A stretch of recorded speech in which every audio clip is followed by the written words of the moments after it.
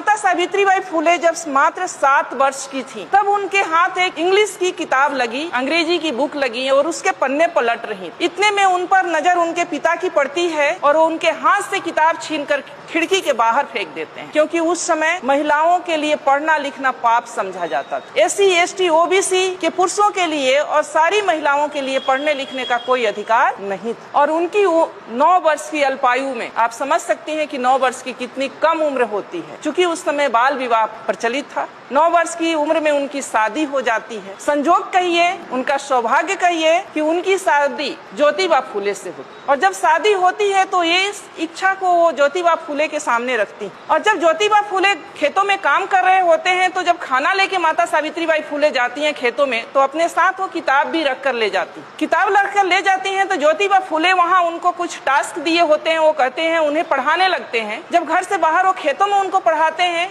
कुछ दिन के बाद इसकी चर्चा उनके पिता तक पहुंचती है कि ज्योतिबा फुले अपनी बहू को यानी अपनी पत्नी को पढ़ना लिखना सिखा रहा। क्योंकि उस समय महिलाओं के लिए पढ़ना लिखना किसी पाप से कम नहीं था, पढ़ने लिखने का कोई अधिकार नहीं था महिलाओं को। तो उनके पिताजी इस पे नाराजगी व्यक्त करते हैं कि अच्छी बात नहीं है, आप सावित्री को पढ़ाओ लिखाओ नहीं बेटा, घर का काम काज करने दो बहू को, ये अच्छी बात नहीं है, क्योंकि जब तुम ऐसा करोगे तो अपने जाति बिरादरी के लोग या समाज के लोग इसका विरोध करेंगे। लेकिन ज्योतिबा फुले नहीं मानते। वो शुरू से इस व्यवस्था को चूंकि बहुत करीब से वो देखे थे। वो भी घटना आप लोग को पता होगा कि जब वो अपने एक दोस्त के सवर्ण दोस्त के शादी में जाते हैं पगड़ी बांध करके, और वहाँ पर जब वो व्यक्ति एक उस वर्ग का व्यक्ति, उस जाति का व्यक्ति ये कहता है कि ये ओबीसी का व्यक्ति हमारी जाति की शादी में क्या कर रहा है, उन्हें अपमानित किया जाता है, तब उनको समझ में आता है कि शिक्षा कितनी जरूरी है और शिक्षा के बाद भी बहुत कुछ नहीं बदलने वाला। फिर वो प्रण करते हैं कि नहीं चाहे जो हो जाए लेकिन मैं सावित्री को पढ़ाऊंगा जरूर। बातें यही नहीं रुकती है।